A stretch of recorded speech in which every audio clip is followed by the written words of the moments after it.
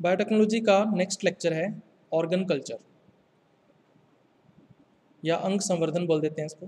ठीक है, तो इसमें आज अपने करने वाले हैं रूट कल्चर या मूल संवर्धन। तो सबसे पहले अपने इंट्रोडक्शन की बात करें तो हम लोग ऑर्गन कल्चर को या अंग संवर्धन को किस प्रकार से परिभाषित कर सकते हैं। ठीक है, तो इसको डिफाइन किस तरह से करेंगे हम लोग। अगर हम प्लांट से क्या ले रहे हैं, उसका कोई एक ऑर्गन ले रहे हैं, रूट, स्टेम या लीफ, ठीक है, जड़, तना या पत्ती को अगर हम एक्स प्लांट के रूप में ले रहे हैं या कर्तोत्तक के रूप में उसका उपयोग कर रहे हैं संवर्धन के लिए, ठीक है, तो इसे हम लोग क्या बोलेंगे भी, ऑर्गन कल्चर या अंग संवर्धन बोलेंगे। ठीक है, तो ये तीन प्रकार का हो सकता है आगे कि हम लोग कौन सा अंग या ऑर्गन जो है प्लांट का ले रहे हैं। ठीक है, तो अगर मूल या जड़ ले रहे हैं यानी रूट ले रहे हैं तो क्या हो जाएगा, मूल संवर्धन, या इसको क्या बोलेंगे, रूट कल्चर। दूसरा, शूट ले रहे हैं यानी कि स्टेम का कोई पार्ट ले रहे हैं या कोई उसकी ब्रांच है, शाखा है, उसका कोई छोटा सा पीस ले रहे हैं तो उसको हम लोग क्या बोल देंगे, शूट टिप कल्चर। ठीक है, या फिर पर्ण ले सकते हैं, लीफ, तो उसको क्या बोलेंगे फिर, पर्ण संवर्धन या लीफ कल्चर। तो तीन टाइप का ऑर्गन कल्चर जो है वो हम लोग करने वाले हैं। तो इस लेक्चर के अंदर हम लोग करेंगे मूल संवर्धन या रूट कल्चर। तो रूट कल्चर क्या होता है अभी, हमें क्या करना है, बीज को पहले अंकुरित करवाना है। ठीक है, उसके अंकुरण से हमें क्या मिलेगा, रूट्स मिलेंगी या जो जड़ तंत्र है वो प्राप्त होगा। अब उस जड़ तंत्र से हमें क्या निकालना है अभी, मूलांकुर शिखाग्र, यानी कि जो रेडिकल का एपेक्स पार्ट है उसको अपने अलग करना है। ठीक है, और उसको फिर हम लोग यूज़ करेंगे कर्तोत्तक के रूप में या एक्स प्लांट के रूप में। ठीक है, तो इसको कैसे परिभाषित करेंगे, जब निर्जमित दिशाओं में अंकुरित बीज से मूलांकुर शिखाग्र को पृथक करके कर्तोत्तक के रूप में उपयोग करते हुए संवर्धित किया जाता है तो इसे मूल संवर्धन कहते हैं। ठीक है, अब इसको समझो भी, हम लोग एक प्लांट से रूट को क्यों नहीं ले सकते, जैसे एक फील्ड के अंदर प्लांट लगा हुआ है उससे हम लोग रूट को क्यों नहीं ले सकते। ठीक है, तो उसकी रूट हम लोग ले सकते हैं, लेकिन जब हम उसका सरफेस स्टेरलाइजेशन करेंगे या सतही निर्जमीकरण करेंगे तो हमें जो भी रसायन हम लोग यूज़ करेंगे उसकी वजह से जो रूट एपिकल मेरिस्टेम होगा, ठीक है, मूल शिखाग्र विभज्योतक जो होगा वो नष्ट हो जाएगा। ठीक है, क्योंकि वो बहुत ज़्यादा सेंसिटिव होता है, बहुत ज़्यादा संवेदी होता है।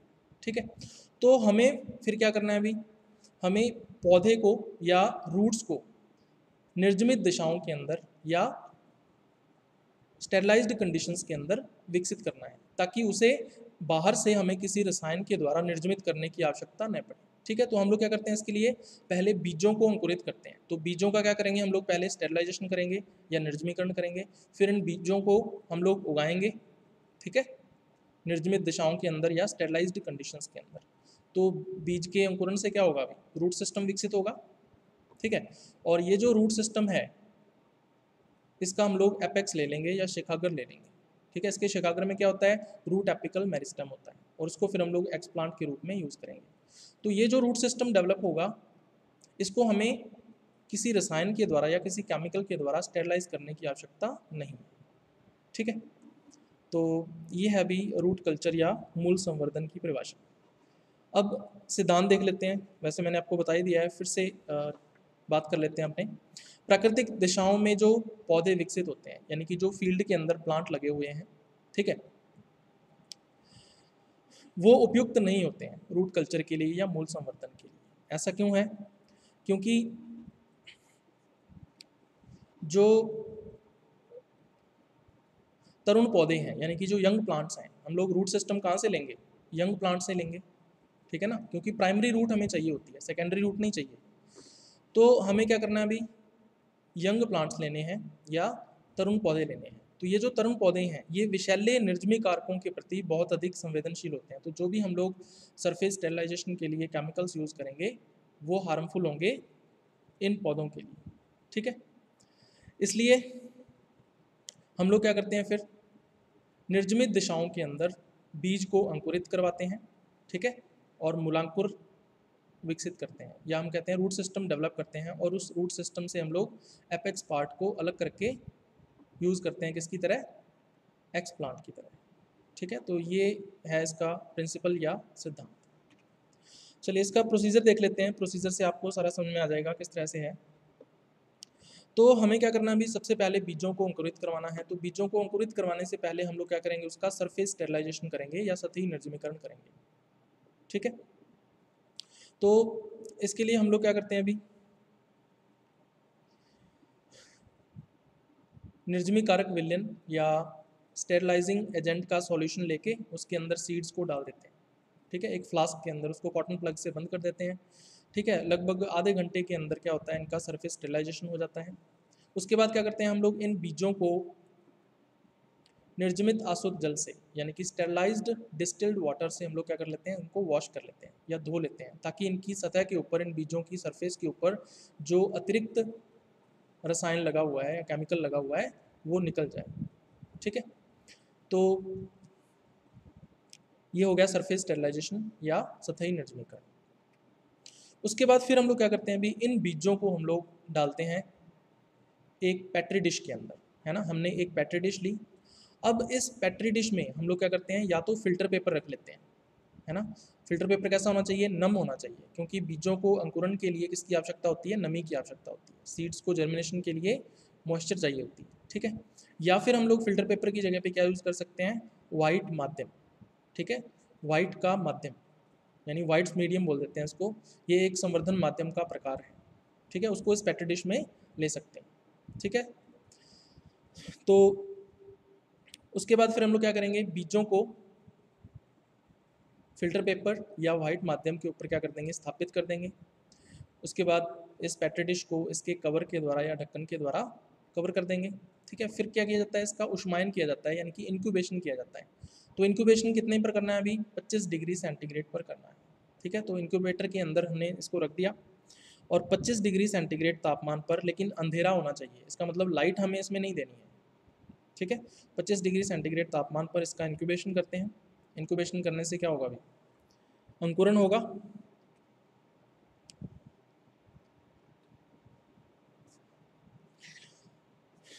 चलिए, तो बीजों के अंकुरण से क्या बनेगा, अभी रूट सिस्टम बन जाएगा या मूल तंत्र बन जाएगा।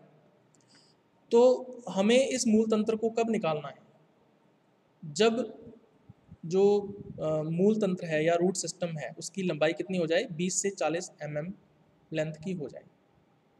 ठीक है, तो उस टाइम पे हम लोग क्या करते हैं भी, चाकू या ब्लेड की सहायता से हम लोग क्या कर लेते हैं, 10 mm, ठीक है, 10 मिलीमीटर साइज के मूल शिखागर यानी कि रूट एपेक्स को नाइफ या ब्लेड की सहायता से हम लोग काट लेते हैं।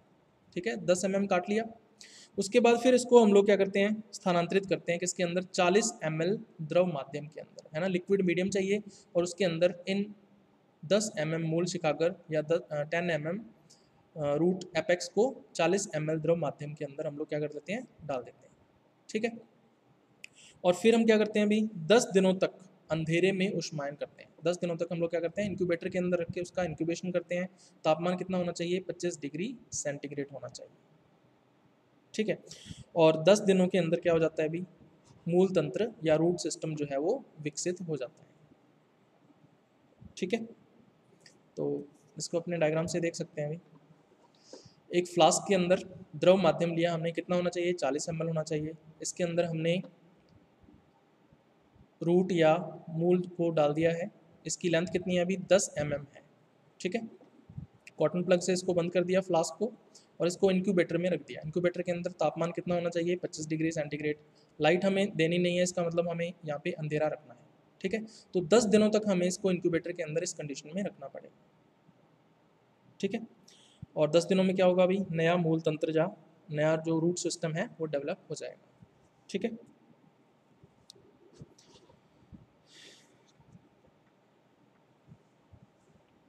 अब हम क्या करते हैं, ये जो रूट सिस्टम डेवलप हुआ है ना, इससे जो रूट सिस्टम डेवलप होगा, इस 10 mm टुकड़े से जो रूट सिस्टम डेवलप होगा उसको हम लोग क्या करेंगे, एक पेट्री डिश के अंदर डालेंगे। ठीक है, ये मान लीजिए पेट्री डिश है, लेकिन ये निर्जमित होनी चाहिए यानी कि स्टेरलाइज पेट्री डिश होनी चाहिए। तो इसमें हम लोग क्या करते हैं, इन टुकड़ों को रख लेते हैं मूल तंत्र के या रूट सिस्टम के, और इसको निर्जमित कैंची से या स्टेरलाइज्ड सीजर की सहायता से इसको क्या करते हैं, छोटे छोटे टुकड़ों में काट लेते हैं। और हर एक टुकड़े को अब हम लोग क्या क्या बोलते हैं अभी, सेक्टर इनोकुलम बोलते हैं। ठीक है, हर एक जो टुकड़ा होगा रूट का क्या कहलाएगा, सेक्टर इनोकुलम कहलाएगा। ठीक है, और हर एक सेक्टर इनोकुलम के अंदर 4 से 5 तरुण पार्श्व शाखाएं होती हैं, यानी कि यंग लेटरल ब्रांचेस होती हैं 4 to 5 हर एक सेक्टर इनोकुलम में। ठीक है, इंग्लिश में भी इसको यही बोलते हैं। तो यहाँ पे पेट्री डिश के अंदर आप लोग देख सकते हो, यहाँ पे टोटल 4 सेक्टर इनोकुलम शो किए हुए हैं। ठीक है, चलिए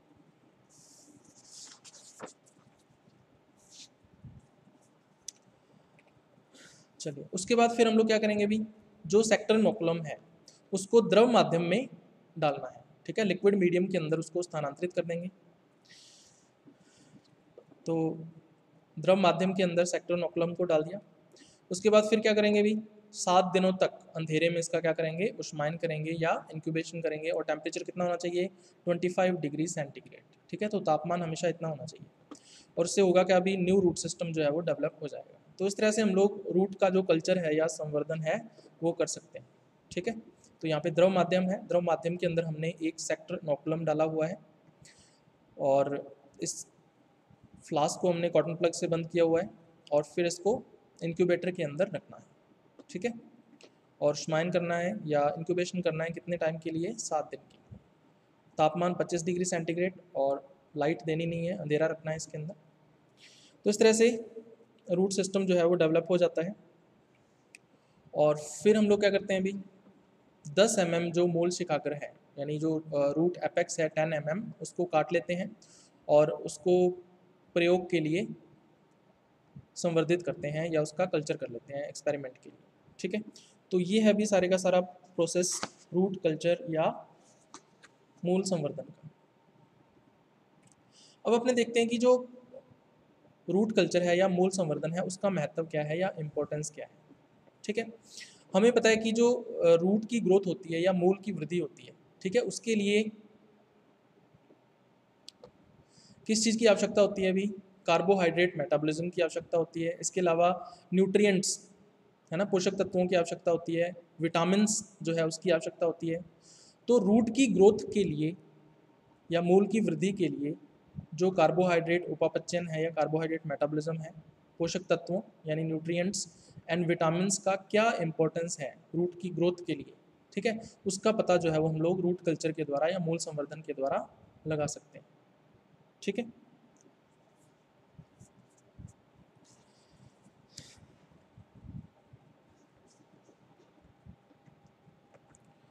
अब विभिन्न यौगिकों का मूल की वृद्धि के ऊपर क्या प्रभाव पड़ता है। ठीक है, अलग अलग कंपाउंड्स का रूट की ग्रोथ के ऊपर क्या इफेक्ट पड़ता है, इसके लिए हम लोग जो रूट कल्चर है उसके द्वारा रूट्स के क्लोन तैयार कर सकते हैं। ठीक है, मूल के क्लोन्स जो हैं उनको तैयार कर सकते हैं। और ये जो क्लोन्स हैं वो उपयुक्त सामग्री है या आदर्श सामग्री है किसके लिए, इसके अध्ययन के लिए। ठीक है, बहुत सारी ऐसी जातियाँ होती हैं जिनके अंदर मूल संवर्धन नहीं किया जा सकता या रूट कल्चर नहीं किया जा सकता है। ठीक है, तो कुछ पौधे ऐसे हैं जिनके अंदर सफल मूल संवर्धन किया जा चुका है ना। कुछ प्लांट्स ऐसे हैं जिनमें सक्सेसफुल रूट कल्चर जो है वो डेवलप किया जा चुका है, जैसे कि टोमेटो है, मटर है, ठीक है, या गाजर है। तो इन पौधों के अंदर जो रूट कल्चर है वो सक्सेसफुली किया जा चुका है। ठीक है, तो इन प्लांट से हमें ये जानकारी मिलती है कि हम लोग दूसरे प्लांट्स के अंदर या दूसरे पौधों के अंदर किस तरह से रूट कल्चर या जो मूल संवर्धन है वो कर सकते हैं। ठीक है, तो ये कुछ पॉइंट्स हैं इसके महत्व या इंपॉर्टेंस के बारे में जो आपको ध्यान में रखने हैं। अब अपने देखते हैं एप्लीकेशंस या अनुप्रयोग। जो रूट कल्चर है या मूल संवर्धन है उसका क्या अनुप्रयोग है या क्या उपयोग इसके किए जा सकते हैं। तो जैसे सबसे पहला आपको दिख रहा होगा यहाँ पे, लेग्यूम मूल के संवर्धन में गांठ निर्माण का अध्ययन, यानी study of nodulation of leguminous root in culture. तो आपको पता होगा जो लेग्यूम प्लांट्स होते हैं उनकी रूट्स के अंदर नोड्यूल्स या गांठें पाई जाती हैं। ठीक है, उन गांठों के अंदर एक विशेष प्रकार का बैक्टीरिया या जीवाणु होता है जिसको क्या बोलते हैं अभी, राइजोबियम। ठीक है, और ये जो राइजोबियम जीवाणु है ये करता क्या है अभी, नाइट्रोजन का स्थिरीकरण करता है। ठीक है, तो नाइट्रोजन स्थिरीकारी ये जीवाणु है। तो जो नाइट्रोजन फिक्सेशन का प्रोसेस है वो क्या है अभी, बहुत ज़्यादा कॉम्प्लेक्स प्रोसेस है, ठीक है, बहुत ज़्यादा जटिल प्रक्रिया है, और इस पर जो अध्ययन है या स्टडी है वो बहुत ही कम हुई है, ठीक है। तो अगर हम लेग्यूम प्लांट्स का रूट कल्चर करें या मूल संवर्धन करें तो हम लोग उससे अध्ययन कर सकते हैं या स्टडी कर सकते हैं किसकी, रूट फॉर्मेशन की, नोड्यूल फॉर्मेशन या गांठ निर्माण की, ठीक है। तो ये एक इम्पॉर्टेंट चीज़ है, सबसे पहला जो अनुप्रयोग रूट कल्चर का किया जाता है। अब जो माध्यम है वो कैसा होना चाहिए भी, नाइट्रेट रहित होना चाहिए। इसका मतलब माध्यम के अंदर हमें नाइट्रेट नहीं डालना है, मीडियम में नाइट्रेट नहीं होना चाहिए। क्यों?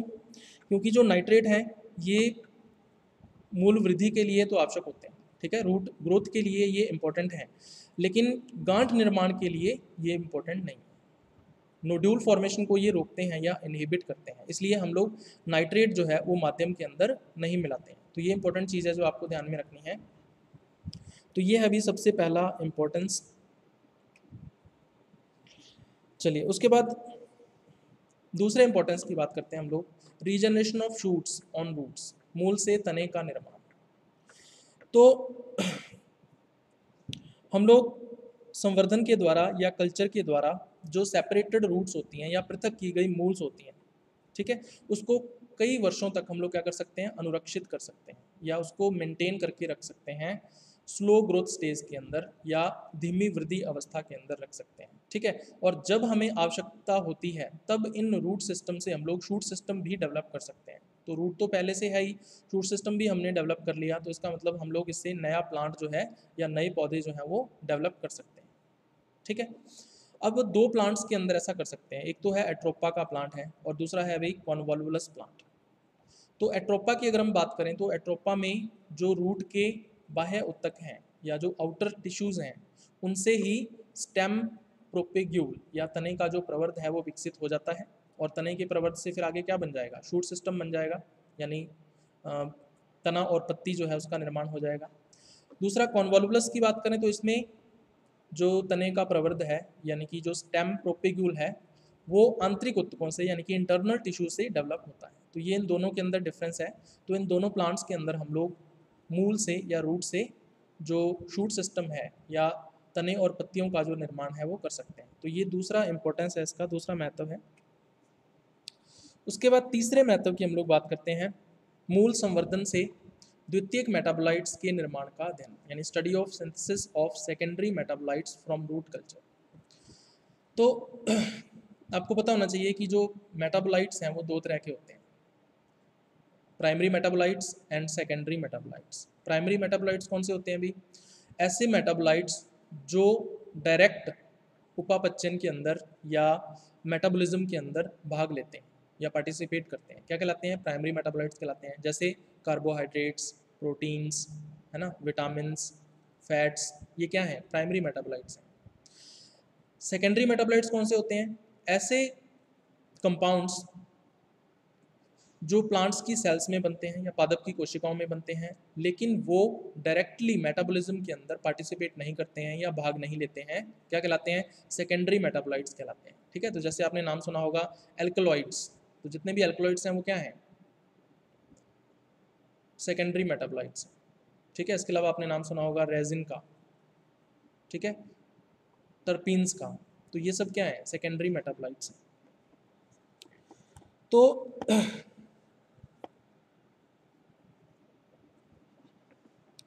बहुत सारे मेडिसिनल प्लांट्स हैं या औषधीय पादप जातियां हैं जिनकी रूट जो है वो जब नॉर्मल मेटाबॉलिज्म करती है या सामान्य उपापचयन करती है तो उप उत्पाद के रूप में या बाई प्रोडक्ट के रूप में क्या बनाती है अभी, इम्पोर्टेंट फार्मास्यूटिकल एल्कलॉइड्स बनाती है, ठीक है, महत्वपूर्ण फार्मास्यूटिकल एल्कलॉइड्स बनाती है। और इन एल्कलॉइड्स का उपयोग किस लिए किया जाता है, मेडिसिन बनाने में या औषधि निर्माण में किया जाता है। तो ये जो एल्कलॉइड्स हैं वो क्या हैं अभी, सेकेंडरी मेटाबोलाइट्स हैं या द्वितीयक मेटाबोलाइट्स हैं, ठीक है। तो रूट कल्चर के द्वारा या मूल संवर्धन के द्वारा हम लोग इन एल्कलॉइड्स का जो प्रोडक्शन है, ठीक है, वो कर सकते हैं। इसके अलावा हम लोग ये भी पता लगा सकते हैं कि ये जो एल्कलॉइड्स बन रहे हैं, ठीक है, इनका जो बायोसिंथेसिस हो रहा है या जैव निर्माण हो रहा है वो पौधे के कौन से या रूट के कौन से भाग में हो रहा है, ठीक है, कौन सी कोशिकाओं के द्वारा इन एल्कलॉइड्स का निर्माण हो रहा है। ठीक है। इसके अलावा हम लोग ये जो एल्कलॉइड्स बन रहे हैं इनके निर्माण को बढ़ा सकते हैं, यानी इनका जो फॉर्मेशन हो रहा है उसको इंक्रीज कर सकते हैं हम लोग, ठीक है। तो ये है अभी तीसरा इम्पोर्टेंस इसका, या तीसरा एप्लीकेशन या अनुप्रयोग। उसके बाद लास्ट देखते हैं हम लोग इसके अंदर, द्वितीयक संवहनी ऊतकों का प्रारंभ व विकास, initiation and development of secondary vascular tissues, ठीक है। तो आपको पता होगा जो प्लांट्स हैं उनमें दो तरह की वृद्धि जो है वो पाई जाती है, या दो तरह की ग्रोथ होती है। एक तो है प्राइमरी ग्रोथ या प्राथमिक वृद्धि, और दूसरी है सेकेंडरी ग्रोथ या द्वितीयक वृद्धि। प्राइमरी ग्रोथ के अंदर सिर्फ लंबाई में वृद्धि होती है, ठीक है, सिर्फ लेंथ बढ़ेगी प्लांट की। और सेकेंडरी ग्रोथ के अंदर जो प्लांट की थिकनेस है, ठीक है, या उसकी जो मोटाई है उसमें वृद्धि होती है या इंक्रीज होता है, ठीक है।